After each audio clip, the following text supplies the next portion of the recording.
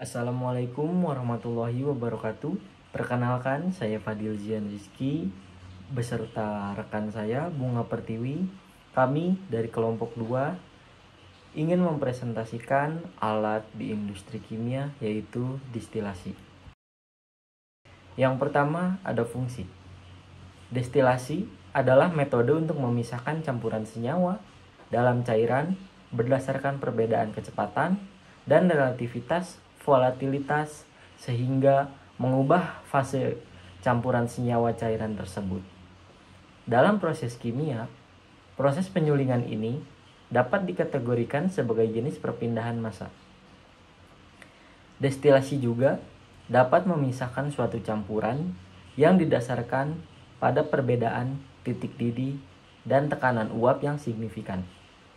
Sehingga tujuan dari destilasi yaitu memperoleh cairan murni dari cairan yang telah tercemari zat larut atau bercampur dengan cairan lain yang berbeda titik didihnya. Yang kedua, ada prinsip kerja. Pada prinsipnya, pemisahan dalam suatu proses destilasi terjadi karena penguapan salah satu komponen dari campuran. Artinya, dengan cara mengubah bagian-bagian yang sama dari keadaan cair menjadi berbentuk uap. Dengan demikian, persyaratannya adalah kemudahan menguap volatilitas dari komponen yang akan dipisahkan berbeda satu dengan yang lainnya. Pada campuran bahan padat dalam cairan, persyaratan tersebut praktis selalu terpenuhi. Sebaliknya, pada larutan cairan dalam cairan, biasanya tidak mungkin dicapai sempurna. Karena semua komponen pada titik didih campuran akan mempunyai tekanan uap yang besar. Destilasi yang murni praktis hanya dapat diperoleh jika cairan yang sukar menguap mempunyai tekanan uap yang kecil sekali sehingga dapat diabaikan.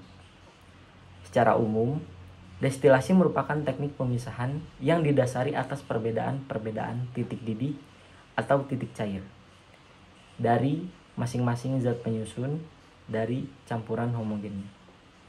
Dalam proses destilasi, terdapat 2 tahap proses, yaitu tahap penguapan dan dilanjutkan dengan pengembangan kembali uap menjadi cair atau padatan. Lalu berikut skema dari destilasi, yaitu cara kerjanya. Pertama, feed itu akan masuk ke dalam kolom atau kolom tower. Dalam kolom ini adanya pemisahan antara feed yang masuk. Lalu yang kedua itu komponen yang lebih ringan akan menguap menjadi vapor dan naik ke bagian atas, sedangkan komponen yang lebih berat akan berbentuk liquid dan akan jatuh ke bagian bottom. Lalu yang ketiga itu vapor akan masuk ke kondenser dan akan menjadi liquid yang dikumpulkan di akumulator. Lalu sebagian liquid akan dikembalikan sebagai reflux dan sebagian lainnya akan menjadi produk. Lalu bottom liquid ini akan keluar dan dipanaskan ke boiler dan akan menjadi vapor. Sebagian akan menjadi residu dan sebagiannya akan masuk ke dalam kolom. Lalu ada bubble cap. Dalam destilasi juga ada bubble cap, yang dimana bubble cap ini adalah jenis peralatan yang digunakan pada kolom destilasi. Fungsi utamanya yaitu meningkatkan kontak antara uap dan cairan dalam kolom destilasi, menciptakan area permukaan yang lebih luas untuk pertukaran massa dan panas, memaksa uap yang naik untuk melewati cairan sehingga terjadi kesetimbangan antara fase uap dan cair. Lalu bubble cap ini juga terdiri dari tutup yang berbentuk lonceng yang ditempatkan di atas lubang pada tray atau nampan. Uap ini akan naik melalui lubang dan terpaksa mengalir ke bawah dan keluar dari tepi bubble cap, membentuk gelembung dalam cairan yang ada di atas tray. Lalu desain ini memastikan terjadinya kontak yang efisien antara uap dan cairan. Kemudian ada jenis-jenis distilasi. Yang pertama, ada distilasi sederhana. Distilasi sederhana dapat digunakan ketika titik didih 2 cairan berbeda secara signifikan satu sama lain atau salah satu komponen memiliki volatilitas yang berbeda. Dalam proses pemisahan senyawa, secara sederhana, campuran dipanaskan untuk mengubah terlebih dahulu komponen yang paling mudah menguap dari cair menjadi uap. Ini adalah contoh gambar alat distilasi sederhana di industri. Kemudian, ada cara kerja distilasi sederhana. Yang pertama yaitu proses pemanasan. Campuran cairan dipanaskan dalam labu distilasi hingga mencapai titik didih komponen dengan titik didih yang lebih rendah. Yang kedua, ada penguapan. Komponen yang memiliki titik didih lebih rendah akan menguap terlebih dahulu. Yang ketiga, ada kondensasi. Uap yang terbentuk terlebih dahulu akan melewati kondensor, di mana ia didinginkan dan kembali menjadi cairan atau kondensat. Yang terakhir, yaitu proses pengumpulan, di mana cairan hasil kondensasi dikumpulkan dalam wadah yang terpisah sebagai hasil distilasi. Yang kedua, ada distilasi fraksional. Distilasi fraksional digunakan ketika titik didih komponen campuran berdekatan satu sama lain. Kolom fraksinasi digunakan untuk memisahkan komponen yang disebut dengan rektifikasi. Dalam distilasi fraksional, campuran dipanaskan sehingga uap naik dan masuk ke kolom fraksinasi. Saat ia mendingin, ia mengembun pada bahan pengepakan kolom.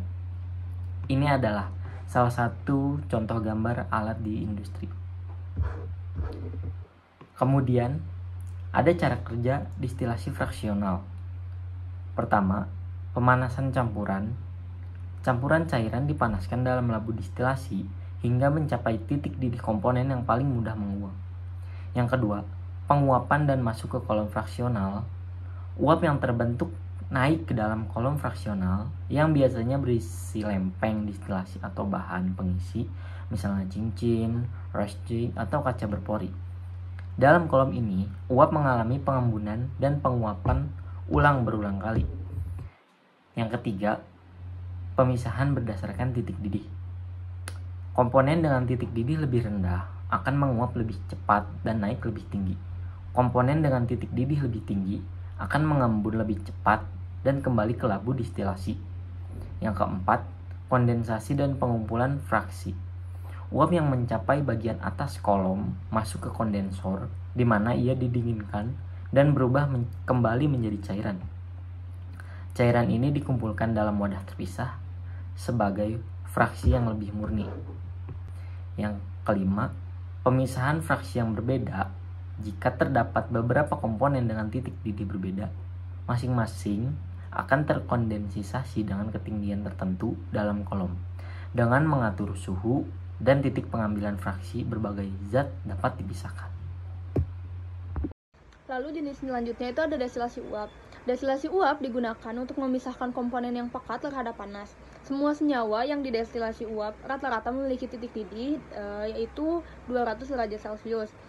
Proses destilasi uap menguap dimulai dengan menambahkan uap ke dalam campuran yang menyebabkan pada campuran tersebut menguap. Lalu cara kerjanya sendiri itu yang pertama ada pemanasan air. Air dalam boiler atau wadah pemanas dipanaskan hingga menghasilkan uap air. Lalu kemudian penguapan zat akan dipisahkan di mana uap air dialirkan ke dalam wadah berisi bahan yang akan disuling. Lalu uap air akan menurunkan tekanan parsial zat yang mudah menguap dalam bahan, sehingga zat tersebut dapat menguap pada suhu yang lebih rendah dari titik didih aslinya. Lalu ada kondensasi uap, di mana campuran uap, air, dan zat akan diuapkan melewati kondensor atau pipa pendingin yang mendinginkannya kembali menjadi cairan. Lalu setelah itu akan ada pengumpulan hasil destilasi, di mana cairan hasil kondensasi tersebut dikumpulkan dalam wadah pemisah. Biasanya hasilnya adalah campuran minyak dan air. Jika minyak yang dipisahkan tidak larut dalam air, misalnya minyak atsiri, maka minyak akan terpisah secara alami di atas atau di bawah air sehingga dapat diambil dengan mudah.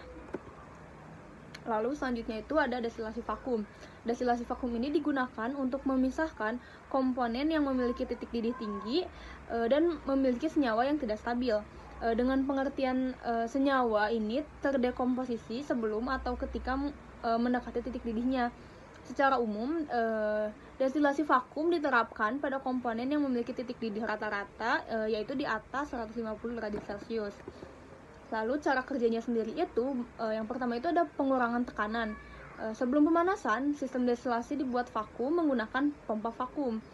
Penurunan tekanan ini menyebabkan titik didih zat menurun sehingga zat dapat menguap pada suhu yang lebih rendah daripada dalam kondisi atmosfer normal. Lalu adanya pemanasan campuran, di mana campuran cairan dipanaskan dalam labu destilasi. Karena tekanannya lebih rendah, zat yang ingin dipisahkan menguap lebih cepat tanpa harus mencapai suhu yang tinggi. Lalu penguapan itu akan masuk ke dalam kondensor, di mana uap yang terbentuk mengalir ke kondensor dan dia akan didinginkan kembali dalam bentuk cair. Lalu pengumpulan hasil destilasi itu sendiri, di mana cairan hasil kondensasi ini dikumpulkan dalam wadah terpisah. Sisa campuran yang tidak menguap atau residu tetap berada dalam labu destilasi. Kemudian, adapun industri yang menggunakan destilasi, yaitu salah satunya industri petrokimia. Fungsi destilasi pada industri petrokimia diantaranya 1. Memisahkan minyak mentah menjadi fraksi-fraksi berdasarkan titik didihnya seperti bensin solar, diesel, dan minyak pelumas. Yang kedua, memurnikan bahan bakar untuk meningkatkan kualitas bensin dan solar. Yang kedua, memproduksi bahan baku petrokimia seperti bahan baku plastik dan pelarut.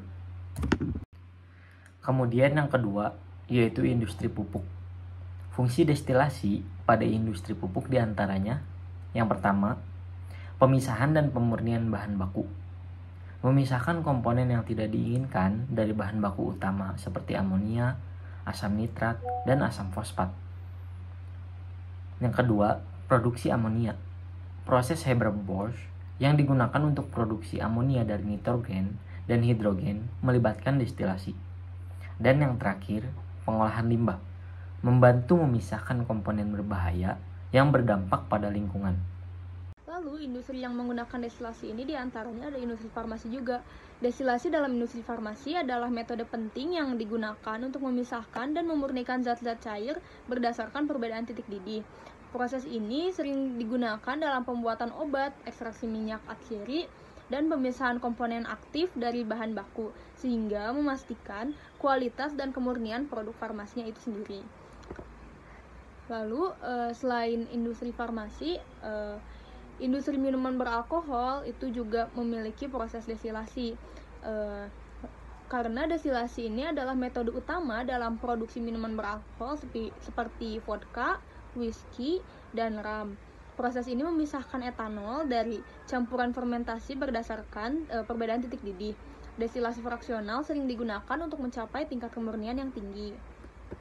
Lalu selanjutnya, industri kertas juga menggunakan destilasi dalam beberapa bahan kimia yang digunakan dalam proses pembuatan kertas seperti pelarut, zat aditif dapat diproduksi atau dimurnikan melalui destilasi. Misalnya asam sulfat dan natrium hidroksida yang digunakan dalam proses pemutihan pulp dapat dipisahkan dan dimurnikan menggunakan destilasi. Dari semua industri yang menggunakan destilasi tersebut, tentunya destilasi ini memiliki peranan yang penting dalam industrinya, sehingga menghasilkan hasil akhir atau produk yang sangat maksimal. Sekian presentasi dari kelompok 2 mengenai destilasi. Kurang lebihnya mohon maaf jika ada kesalahan. Terima kasih. Wassalamualaikum warahmatullahi wabarakatuh.